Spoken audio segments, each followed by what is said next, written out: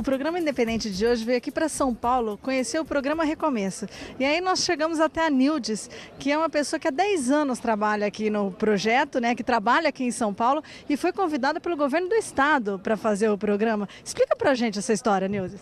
Então, o projeto, na verdade, já existe há 10 anos. Eu já estou aqui, sou moradora desse local e vendo a realidade, vendo essas pessoas, do meu prédio, eu olhava como moradora, eu poderia dizer assim, olha, não é o que eu gostaria de ver todos os dias, mas eu comecei a ver a necessidade de ajudar essas pessoas. E foi quando a gente começou a ver as pessoas degradadas, eles não... A maior necessidade deles, na verdade, não era uma roupa, uma comida, mas eu percebi que era um abraço, um carinho, um ouvido. Isso foi fundamental para a gente se aproximar. Então, nós usamos uma estratégia de abordagem que foi um relacionamento de amizade. Então, nós começamos a respeitar essas pessoas, dar bom dia, dar uma boa tarde, falar um oi. E foi criando um vínculo, até que um dia nasceu um espaço onde a gente pôde recebê-los, ouvir as suas histórias e começar a ajudar. Então foi desse jeito que começou o trabalho. Eu moro aqui na Dino Bueno, hoje mais conhecida em Campos Elíseos, mais chamada Cracolândia, né? Nós não gostamos desse nome, mas foi dado esse nome. E a gente percebe que muitas coisas têm mudado aqui.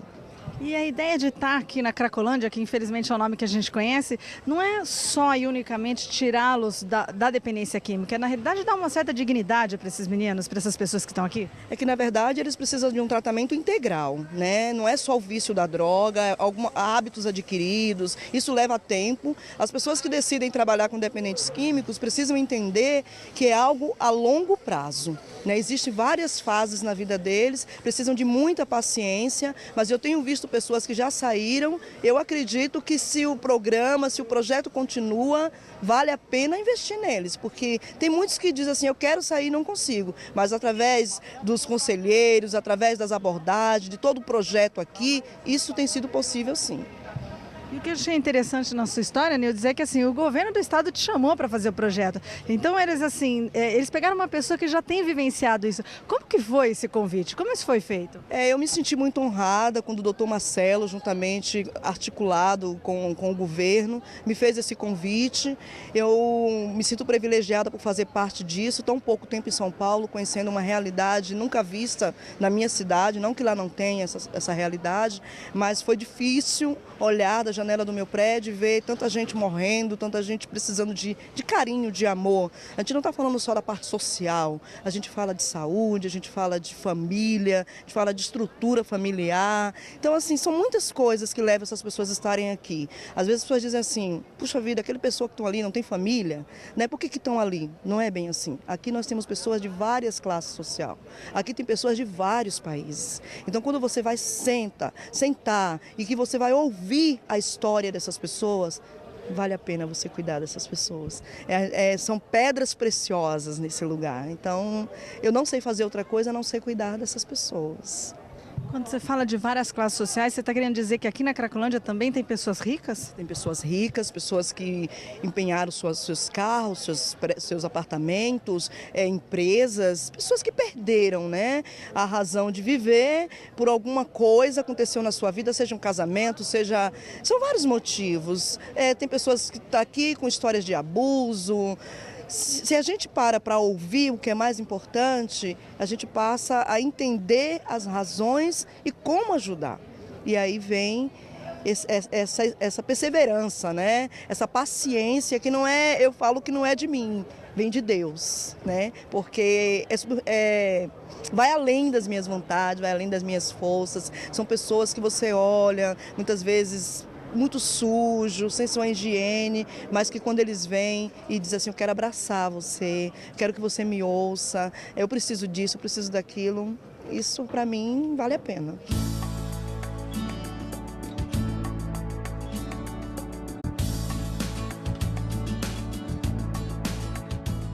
O programa Recomeço, na parte do eixo do Recomeço Família, ele tem duas vertentes, né?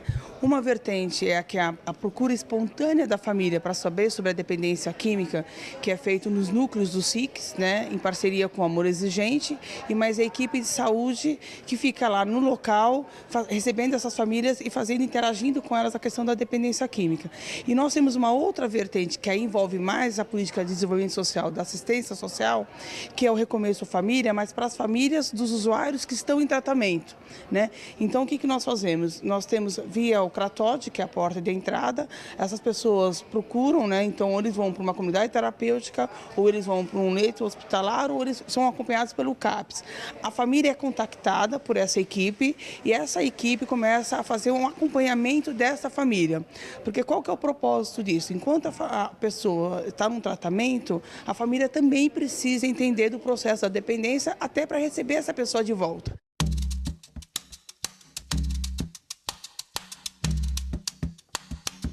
Você começou a fazer uso de drogas com que idade?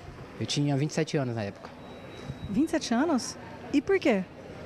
Por que você começou a fazer uso de drogas com 27 anos? Já estava empregado, já tinha sua vida?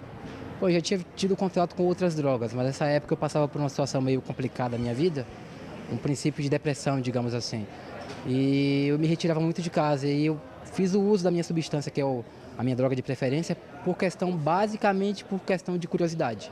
Que é o crack, não? É o crack, sim. Olha, ele já teve internado várias e várias vezes, mas agora ele está irredutível. Ele acha que... Ele diz que ele nasceu para ficar preso, porque no caso dele só involuntário, porque voluntário a gente vai, conversa, ele fica 2 dias, aí depois ele sai, entendeu? Então no caso dele só involuntário. E se a senhora pudesse falar sobre isso, no teu coração, né? O que a senhora acha que aconteceu para ele se envolver com as drogas? Olha, ele alega problema familiar, é o que ele alega, né? Ele alega de que eu gosto mais dos outros filhos do que dele, mas tudo isso desculpa, né? Que os outros estudaram, eu paguei para a faculdade para os outros e para ele eu não paguei, mas na verdade não é. As pessoas que me conhecem sabem que realmente não é a desculpa dele, né? E ele está aqui, eu não sei o que fazer, né? A gente tem que tomar um cuidado que não é a saúde só que vai resolver a questão da dependência química, que não é o suporte de uma comunidade terapêutica, que é a internação, que as famílias falam, né? Que vai resolver o problema da dependência química. É realmente esse conjunto de ações.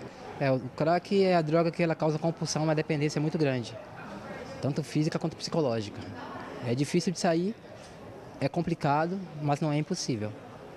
Então, eu já consegui me manter abstinente durante algum tempo.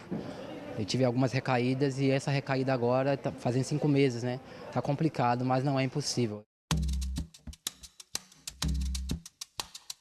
Às vezes a família ela acaba comprometendo o próprio tratamento, às vezes por não saber lidar mesmo com a questão da dependência química como uma doença. O processo de recaída não significa o sucesso ou fracasso do programa, significa que a pessoa está em tratamento. Doutor, nós estamos falando de 1 ano e meio de programa, né? Desde janeiro de 2013, já tendo atendido quase 32 mil usuários. Em relação ao resultado desse projeto, o que o senhor pode falar para a gente em relação a números, dados? Quantas dessas 32 mil pessoas conseguiram parar de usar droga? Qual que é a efetividade que o senhor vê nisso hoje? É uma grande efetividade. Nós temos relatos assim significativos de pessoas que voltaram ao convívio da família, que voltaram ao trabalho, que voltaram a estudar, que retornaram para atividades bastante úteis, pessoas que se integraram à sociedade, pessoas que conseguiram, após o tratamento de desintoxicação, a estabilização, se reinserir na sociedade. O enfrentamento ao crack que é oferecido pelo governo, a gente sabe que é difícil, né? O crack é uma droga que destrói todo o poder de escolha e decisão do dependente, né? Como que ele consegue, num prazo de 6 meses, realmente ser efetivo, né? Conseguir, eu trabalho com isso há muito tempo, eu sei que não é fácil, né? Eu vejo o projeto aqui, você fala que lindo, né? Quantas pessoas que estão recuperando a dignidade, mas como em 6 meses a gente consegue fazer com que eles tenham escolhas coerentes, sendo que não tiveram nos últimos 10 anos da vida? Como isso? O que o senhor diz sobre isso? Nós trabalhamos com o prazo de 6 meses porque tem se mostrado um prazo minimamente razoável para que a pessoa, depois de desintoxicada, no ambiente livre de drogas, ela se reintegre à sociedade e ela enxergue, como eu falei para você, a questão da drogadição, que ela carregava de forma diferente. Mas é um atendimento, é um cuidado, é um tratamento para o resto da vida. É por essa razão que nós proporcionamos para as pessoas, nas comunidades terapêuticas nas quais elas estão inseridas pelo programa Recomeço, um programa de ressocialização, um programa de reintegração à sociedade, e nós estimulamos as pessoas que busquem um apoio da espiritualidade ou busquem um apoio de grupos de mútua ajuda, tipo Narcóticos Anônimos ou Alcoólicos Anônimos, sistema de 12 passos, ou outro grupo de mútua ajuda que possa dar um conforto, um amparo.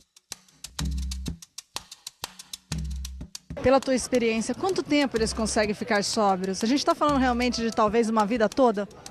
Olha, se tiver força de vontade, fica assim. É só você querer, basta querer. E aqui, ó, que conta muito. Então isso aqui é o que conta muito mais. E o amor e o carinho que a gente dá para eles. Porque a gente pode brigar, a gente puxa a orelha, mas a gente dá carinho também, a gente brinca. Então eu acho que vale a pena sim. O trabalho não é em vão.